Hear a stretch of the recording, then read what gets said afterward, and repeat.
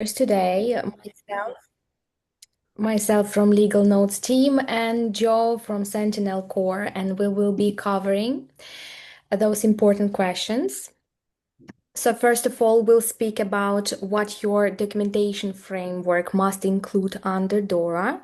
And then we'll cover, well, Joy will cover key security domains, access, encryption, detection, testing. So let's begin with the requirements. Um, okay, from a high level perspective, DORA is not about only policy, it's about proving your systems are secure and resilient. Here's the landscape at a glance. You must identify your ICT risks, assess them, and apply controls. You need robust continuity plans and disaster recovery. You must detect, respond to, and report incidents. And you are expected to test your defenses, vulnerability scans, penetration tests, and threat-led penetration testing for critical firms. And the fifth pillar of DORA is voluntarily participation in threat intelligence sharing between firms, which encourages the improvement of collective resilience across financial sector. So this framework affects every regulated firm, fintech firm, investment firm, banks, or ICT providers, critical ICT providers serving the EU financial sector.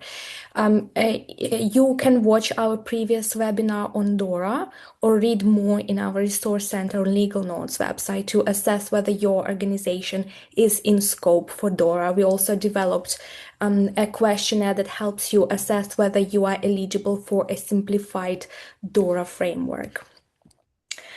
Also, just so then we are clear in terms of the responsibilities that both of our organizations cover. A Digital Operational Resilience Act brings together legal and compliance processes with operational and technical processes. At Legal Notes, we specialize at documenting internal policies, registers, and plans for DORA compliance. Writing policies is one thing, making them real is another. That's where we partner with Sentinel Core. At Legal Notes, we provide policy frameworks, governance structures, and legal interpretations of DORA.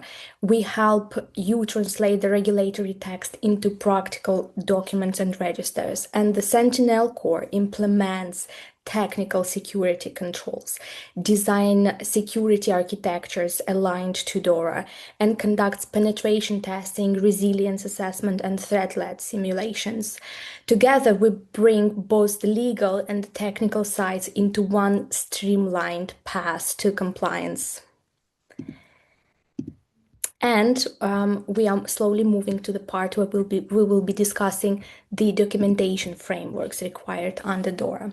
So as I mentioned, documentation is just a formality under DORA, which then translates into proper operational and technical processes, into a proper operational resilience strategy.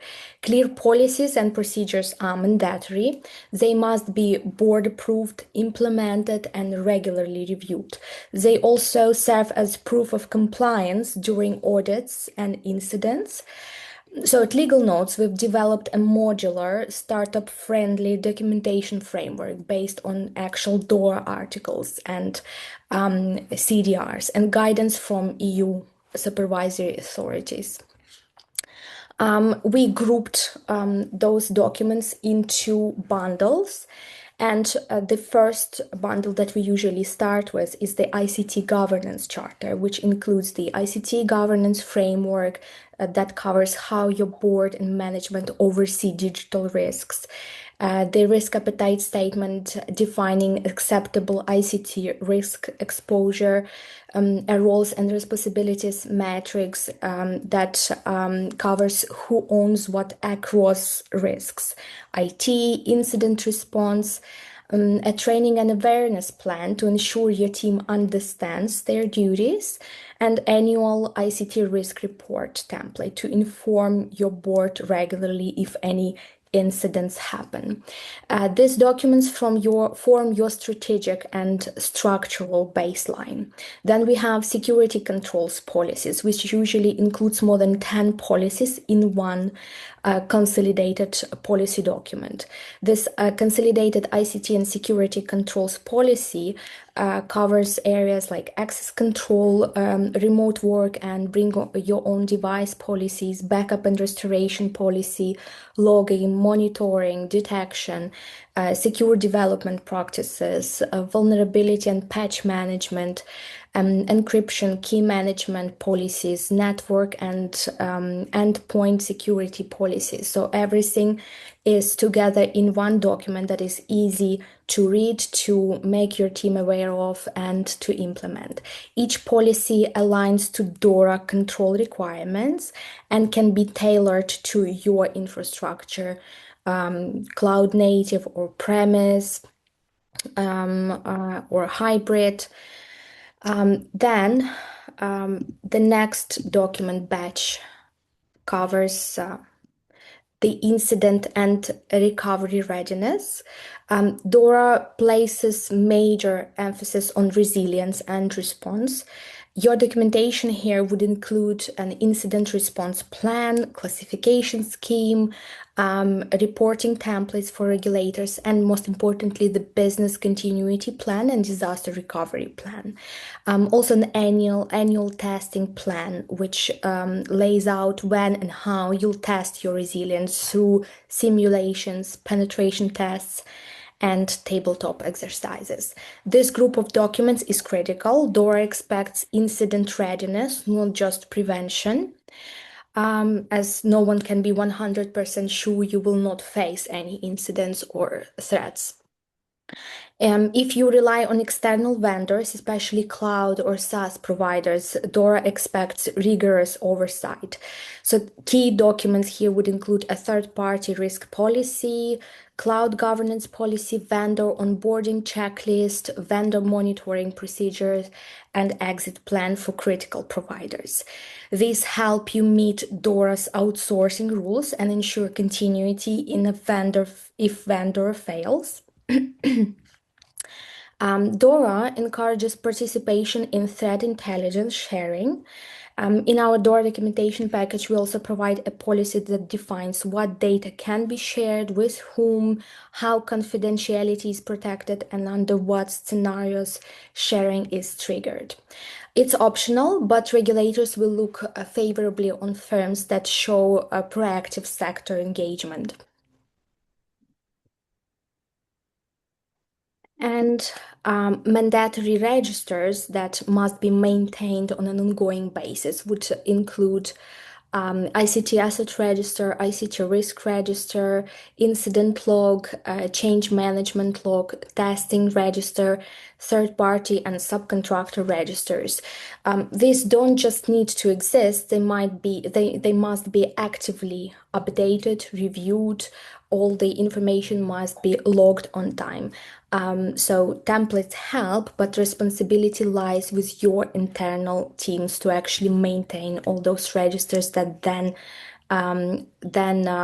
work as evidence to auditors or to regulators. So our approach at Legal Notes is this: we fully customize documents based on detailed gap analysis across DORA areas. We group more than 60 required items into 9 bundles of documents, as I mentioned. They are easy to read, update, and implement. And we ensure documentation reflects real operations. If you already have a working operational business, we ensure that the documents would reflect all the operational reality. And if you are building from scratch and starting with a documentation framework, we ensure that all those documents are up to the industry standards and will be easy to fulfill and make a reality. This is a tailored documentation set aligned to your tech stack and business size. By the end, you'll have a full compliant and functional DORA documentation framework. But documentation is just a foundation. The real world application of DORA principles comes at operational and technical measures. And here I pass the word to Joe from Sentinel Core to guide you on technical controls, testing, and incident handling practices. Joe, That's your brilliant. word. That's great. Thank you, Iryna. Appreciate that. Yeah, so just to briefly introduce myself, my name is Joe. I'm the CTO at Sentinel Core, and we specialize in providing cybersecurity, AI, and blockchain orientated services to multiple sectors. So yeah, if I can just jump onto the next slide, Iryna, that'll be great. Brilliant. So yeah, as you've seen, there's the legal and the documentation requirements, and then I'm just going to walk you through now the technical side of things, the expectations that the regulator has for you to meet basically and adhere to. And so they want to see a complete ICT asset inventory. So if you're using software, hardware, and multiple networks, they want to cover that. They need to have a risk identification methodology in place, a risk severity matrix, and a risk register that is always maintained. And as far as security controls are concerned, they want to see adequate access control. So we'll come on to that shortly. Encryption of your data, network segmentation, firewalls and intrusion detection, and vulnerability management. And then on an ongoing basis, of course, from a monitoring perspective, they want to see some adequate logging and analysis, ongoing threat detection, and real-time alerting, basically. And so these controls have got to be in place, implemented and tested continually, just to be regular, just to meet those regulatory requirements. So access controls is extremely important because it's the security layer at the start, right, at a high level. You need to have adequate access control in place to make sure that you've got a functioning system. And some of the things that we look at implementing is encryption at rest, encryption in transit, key management systems, key rotation procedures, and hardware security modules. And that's if you've got those things in place, so that's applicable as and when. And we test those thoroughly, just to make sure that we prevent certain things like data leakage. We test the effectiveness of key rotation, and in the encryption of your data.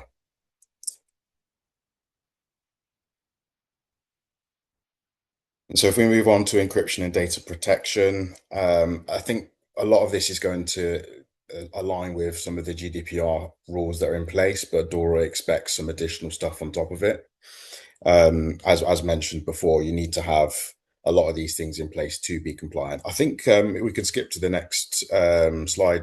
Actually, I really think that might be a little bit of a duplication. Yeah, appreciate it. Thank you. So let's have a look at network security and technical architecture. So there's network segmentation, firewall configuration, intrusion detection, and prevention. So this is really important because we see a lot in the wild, distributed denial of service attacks, where attackers will just throw anything at web endpoints just to slow your application or your systems down. And so these are things that we put in place to do our best to prevent that as much as possible. Some of the methodologies that you could look at are what's called rate limiting, so that you configure at a low level, say a number of times or occasions that people can interact with an endpoint or application. And then you can just throw an error to say, actually, no, you can't do that anymore. And as simple as that sounds, that's addressing DDoS attacks. So we look at testing that in conjunction with network traffic analysis, which partially falls under what's called load balancing and load testing, which we do in the cloud, which I'll come on to a bit later on, basically.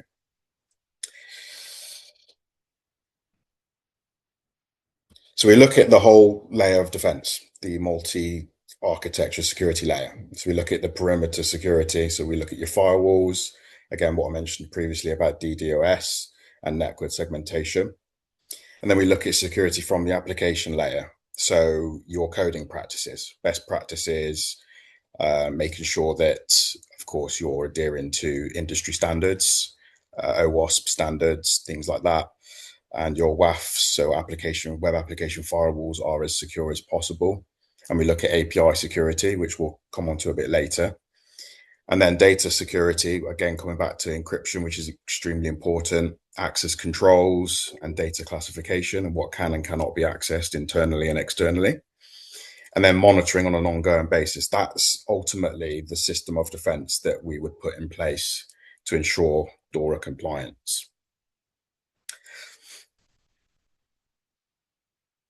And then we move on to blockchain systems. So a lot of the time, traditional firms might jump into the blockchain space, and it might be that they've got an end-to-end architecture, full stack applications where they're sat on a web server and they've deployed their application in the cloud, yet they wanted to do some tokenization of some sort. And that's where we implement a lot of this security layers here for tokenization. And so when it comes to, you've got three layers. You've got the smart contract layers. So you've got your smart contracts, secure designs, your access control mechanisms. Now, I want to differentiate between access control at the web application layer and data access layer to the smart contracts are completely different. So I'll divulge on that a little bit more shortly. And then, of course, you've got any upgrade procedures. So some smart contract designs are set up to be upgradable, and there are various upgradable patterns that you could implement. And then, of course, you've got emergency pause function, so you can write that into the logic of your architecture. So if something's going on and you think it's a bit dodgy, you'd say, right, let's pause this application, let's pause the entire system, and it allows you to address any potential security problems. And then you've got the infrastructure layer, so your node security. A lot of the time with blockchain, you are ultimately deploying nodes in the cloud, is what we call a Kubernetes cluster, to keep access ongoing to the various blockchain that you are interacting with. And so there needs to be adequate security conducted on node infrastructure in the cloud, on top of what you're doing locally with any potential dev setup that you're doing from a testing perspective. That's really important to distinguish that. So your consensus mechanism security is also very important. And again, there's an additional layer of network and key management security. So rotation of keys at the data layer and the application layer is different to the blockchain layer. Blockchain keys are different in nature. They also come with a degree of additional risk as well if exposed. So it's really important to make sure that you've got adequate systems in place that can actually handle secure deep key storage for blockchain keys specifically. And then you've got the application layer. So API security is really important. A lot of the time with tokenization or blockchain in general, we tend to either lease, shall we say, our blockchain infrastructure so that people can interact with it from an API perspective, or even integrating with external APIs out on the internet. And so either scenario needs to be covered. And then you've got front end security. So not making sure that attackers can't conduct various phishing attacks that take place traditionally in the blockchain space. Authentication and authorization, it ties in a little bit more so with access control, but they've got similar principles in terms of how you secure that particular process. And then session management finally, which is also needs to be managed from on the blockchain. It's no different really to managing sessions in between your web pages or your systems. More so perhaps dependent on the typical blockchain architecture in general that you've set up, or whichever blockchain you're deciding to go with or deploy on, basically. And we look at cloud and third-party security architecture. So traditionally speaking, there are very popular frameworks that a lot of IT firms and businesses use, such as AWS and Azure, and there are multiple others as well. And they typically have inbuilt capabilities to address cloud security and data recovery and monitoring and things like that. From time to time, dependent on your given infrastructure and your particular project, customization is most likely needed. And so from a compliant perspective, some of the out of the box stuff might not be sufficient, and it would need to be dependent on the entire architecture that you have set up, basically, and what you're actually hosting in the cloud. And so we look at third-party integration as well, from an API perspective. Sorry, Iryna, if you could just jump back. Yeah, perfect. And the risk assessment from third-party integration there. And so that's really important, because we want to know and want to make sure that if we are integrating with external APIs, that they are secure and battle tested in their own right. As Iryna mentioned at the beginning, the regulator is not necessarily just interested in your infrastructure, but what you integrate with as well. So there needs to be ongoing monitoring in relation to that too, because those APIs could at any given point change. Brilliant. And then we look at what the regulator requires from a security testing perspective. So we do penetration testing, API security testing, and we do pen testing on APIs, which was what I mentioned a minute ago, sorry. And then we've got the part of penetration testing with the red team methodology. So we look at advanced penetration testing, threat modeling, where attackers might use ongoing methods to try and extract as much data as possible from your system. And so red team typically is what we set up to do that over time. And you've got the differentiation between the long-term pen testing and then the short-term pen testing, and that's really important. And then the other thing that at this stage, of course, is equally as important is smart contract security. I've got a particular background in this, where I've worked with some of the biggest blockchain companies in the world, and I've conducted audits on the likes of Uniswap, PancakeSwap, some layer 1, layer 2 blockchains, and they take security very seriously, because traditionally speaking, in the Web 2 world, I like to refer to it, their methodologies completely change on the blockchain. And a lot of the time, unless it's upgradable, it's an additional risk, because you're deploying immutable systems. And so security on the blockchain is incredibly important. And there are lots of edge cases that we help you get prepared for, basically. And then you've got the vulnerability scanning element. So there are various tools and systems we use to scan for typical vulnerabilities.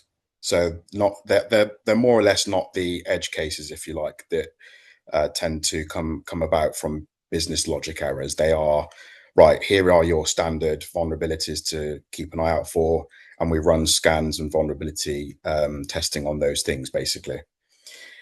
And then we look at code security reviews. So static code analysis, there are various tools for that as well. And you run those tools and they produce an output on the basis of how secure your system is. And then we do dynamic testing, which is slightly different. I think we'll come on to that shortly.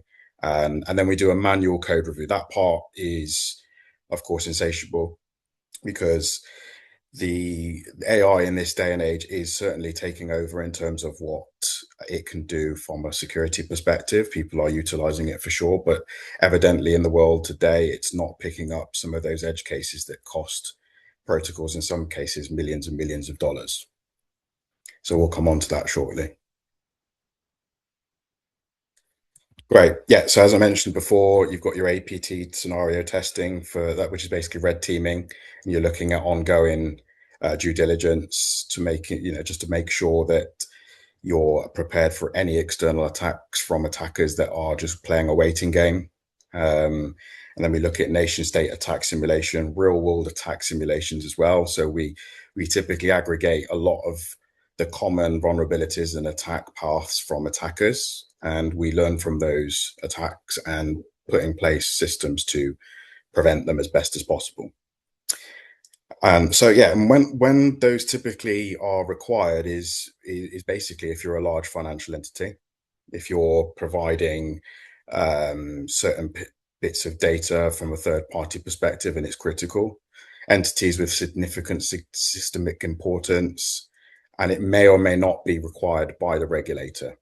And so we test for social engineering, network infiltration, application exploitation, data exfiltration, and if applicable, of course, when it comes to physical presence, then we look at physical security as well. Great. So coming back over to smart contract security testing, static analysis is what I referred to a minute ago, where we run specific tools and they produce outputs based on common patterns in vulnerable code, which is always good to see. We always have that in place, and it's like a nice segue to dynamic testing and fuzzing. So fuzzing, if you're not aware, is where you're throwing random inputs into various functions or endpoints just to see or simulate specific behaviors. And that's often very good to see randomness appear from nowhere, right? So if you're not expecting certain things to happen, fuzzing is an incredible way to bring that out if it's relevant, basically. And then we look at attack simulation and edge case testing. A lot of the time, you can't run AI to do this because AI doesn't pick up on technical business logic flaws in smart contract infrastructure. And then formal verification is a way of mathematically proving critical properties, which segues into invariant verification. And an invariant could be a value that is arbitrarily or deliberately set in the organizational protocol, which says this cannot change, or this has to be a certain thing at this given time. That is an invariant, and we make sure that that is fully bulletproof. And then we look at the manual side of things. So this is where we typically spend a lot more time. We go a lot deeper into the code. We look at the architecture of smart contracts that talk to each other from a low-level perspective. So we rely heavily on our knowledge of the EVM or EVMs, or underlying blockchains if you're not working with an Ethereum virtual machine blockchain. Even if you're working on your own blockchain, we do a deep dive into some of the edge cases that are typically unfound by the aforementioned methodologies.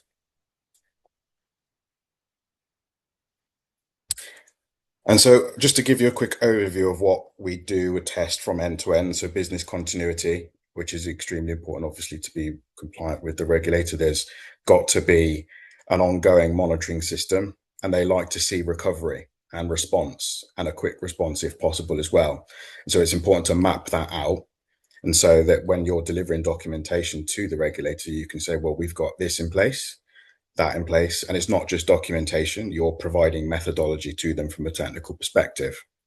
And then disaster recovery, again, is important in every business to have a backup of your servers, a backup of your data, a backup of blockchain data, if possible. I know that some of that is out in the public, but a lot of systems do extract some of that data and place them in databases because things can happen.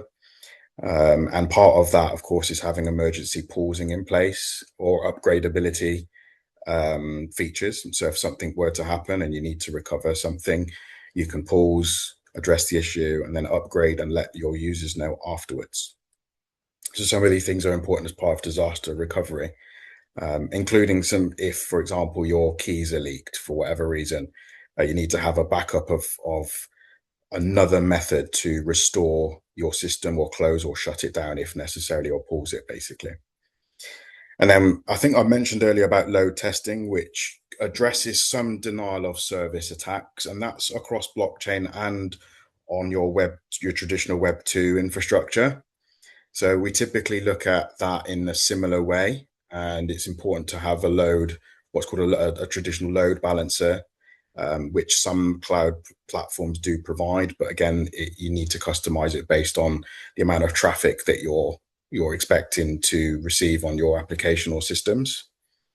And that comes on to performance testing as well. And a lot of that is considering how and when you scale. So if you are scaling your systems to deal with increased traffic, how are you dealing with that from a performance perspective? How do you address the system slowing down? How do you give it more bandwidth? That type of thing. And then for blockchain systems, node redundancy testing. So I mentioned earlier, I'm pretty sure I mentioned earlier about hosting nodes in the cloud. So this is important because in my personal experience, I've experienced where nodes just arbitrarily sometimes go down. And it does happen traditionally with systems, but sometimes it does happen with node infrastructure. So to have node backups is incredibly important. And that could also be an area of exploration when it comes to consensus. So a lot of nodes do talk to each other. So it's important to have consensus mechanisms in place. And then fork management. So if you're using a blockchain or you forked a blockchain that's previously had forks, then yeah, we need to consider that because some behave slightly differently. Put it that way, they behave differently. If you forked it, another blockchain might operate slightly differently as far as consensus is concerned. So those two work very closely together.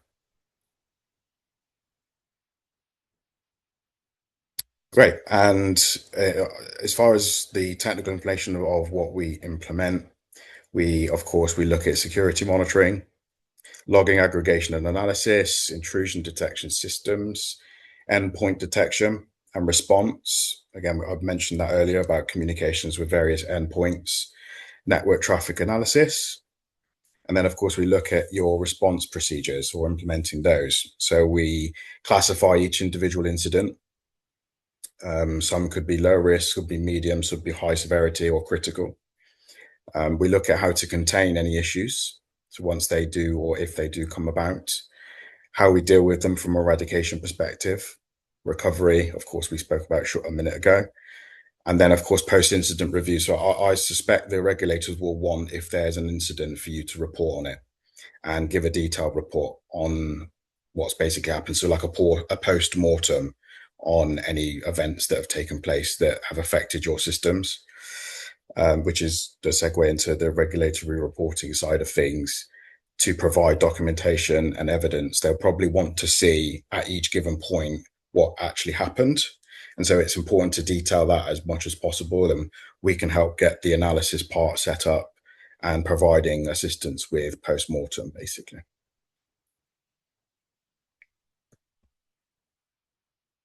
Great. So this is an overview of roughly how long it would take to implement that. Again, this is really dependent on the overall system architecture, but just to give you a brief overview, an initial assessment would take between 1 and 2 weeks just to see what existential risks are in place. We often ask what areas of the architecture you're unsure about as well. And I know that sounds pretty self-explanatory, but sometimes it's good to do that analysis because from a founding perspective, at least, sometimes you're not fully aware technically what's been crafted on the back end. And so that's really important for us to ascertain. And we do a security architecture overview of everything. That happens typically within the first couple of weeks. Then we look at the implementation, so the security controls, the system architecture deployment. We set up the monitoring systems, and then, of course, we help you comprise the documentation.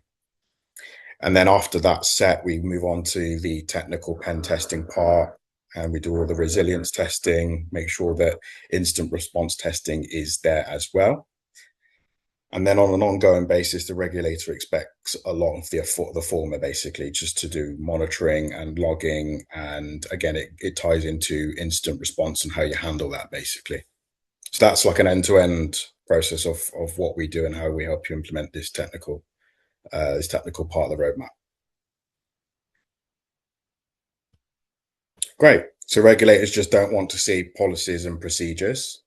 They want to see the tech behind it. So everything that you have that we spoke about in conjunction with the documentation, the policies that Iryna spoke about in the beginning, they want to see everything end to end, basically.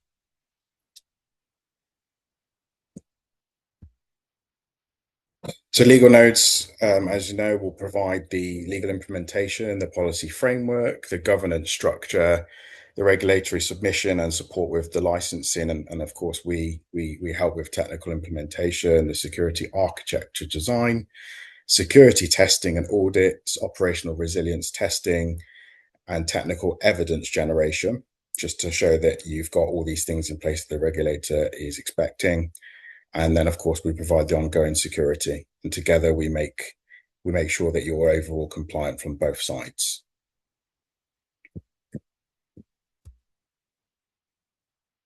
Next steps. Did you want to take it from here, Iryna?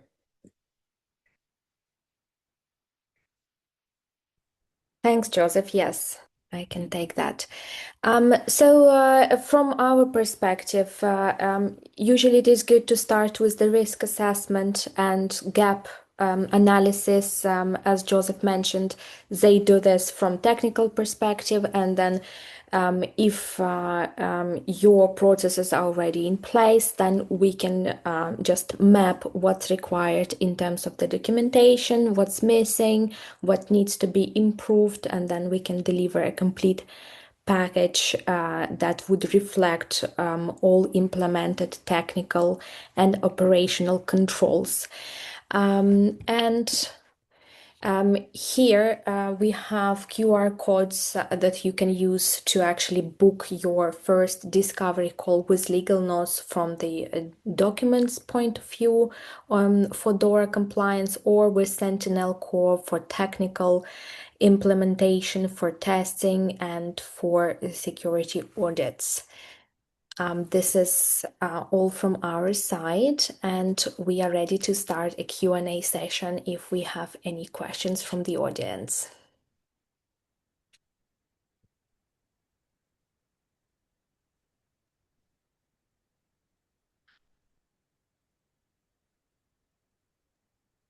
Thank you, Iryna. Thank you, Joseph. If we have any questions, please feel free to leave it in the chats. We would wait for a couple minutes to allow you to type out the questions, and if not, we could end the session shortly. Thank you.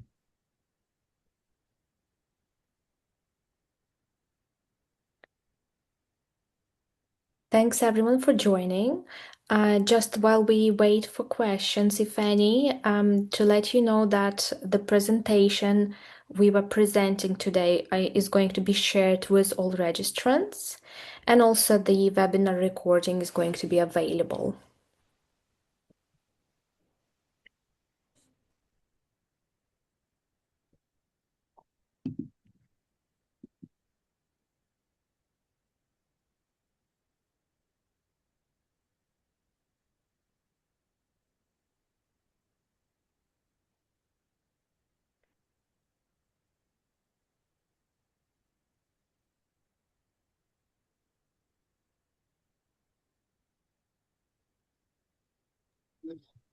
Okay, I don't think we have any questions. We can end here. Thank you, everyone. Oh, okay. Anastasia has a question. Okay, let's proceed.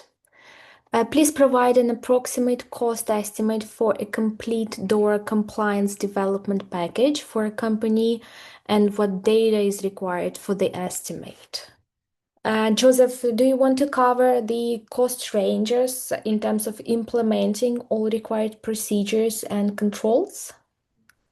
Yeah, sure. I know it's going to be a rough estimate. It just depends on your architecture speaking, but typically speaking, we see ranges from 10,000 PAT GBP, that is up to 25K, dependent on, again, the system architecture and what's required. So, for example, you might have certain things in place that we don't need to implement, or it might be that, you know what, you don't have all of those things, and so we need to implement them all. On top of that, there's a monthly ongoing maintenance subscription. And so that again can range from 5 to 10K, dependent on what exactly we are going to be monitoring on your behalf. And so we've got tiered services that we can certainly send across to you to have a look at, basically. But that should hopefully give you a rough answer as to how much it might cost. And from legal perspective, similar ranges, since it's more than 60 items that are usually required, all the policies, registers, templates, reporting templates, recovery plans, continuity planning, usually all the bundle that we include in DORA compliance project costs around $10,000. And in terms of the data required for the estimate, we usually handle this in the format of a session, live session, or an extensive questionnaire that can be sent to you to answer offline to collect all the required input data to actually assess all the gaps in your systems, in your documents, and then based on that, the documentation is going to be customized and drafted. I think maybe Joseph also has similar approach when it's a questionnaire-based input collection, and then we structure the next steps based on that. Yeah, exactly. All right, thank you. There's a final question from an anonymous attendee. It says, do you recommend implementing bug bounties as part of the DORA compliance approach? It's a really good question. Iryna, perhaps you can. Look, I've got an opinion on this, but it might not be, or it might not need to be mandated. But what's the regulators' approach when it comes to bug bounties? I don't think there is an official opinion whether it's a sufficient way to detect vulnerabilities. Maybe it could be used as one element of vulnerability detection, but definitely not as a comprehensive practice. That's my Okay. opinion. Yeah, Do you sure. Yeah, support? okay. So yeah, no, for sure. I mean, I participate in bug bounties, so I understand how valuable they actually are. And I found various vulnerabilities in pre-production and production code, just simply because set up public bug bounties or public bug bounty competitions, they're called, and they're very effective. And it's almost like a way to hedge against any further ongoing threats that they may or may not experience. So yeah, I would always advocate for that for sure. Yeah, the short answer is definitely have a bug bounty either platform or programming place for sure. Yeah.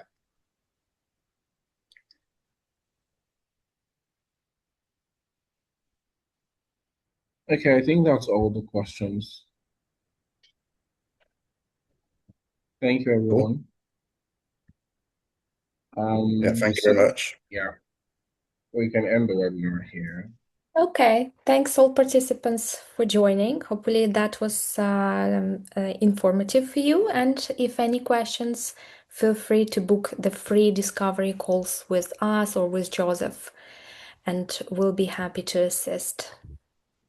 Thank you. Bye. Thank you. Bye, Thank everyone. you. See ya.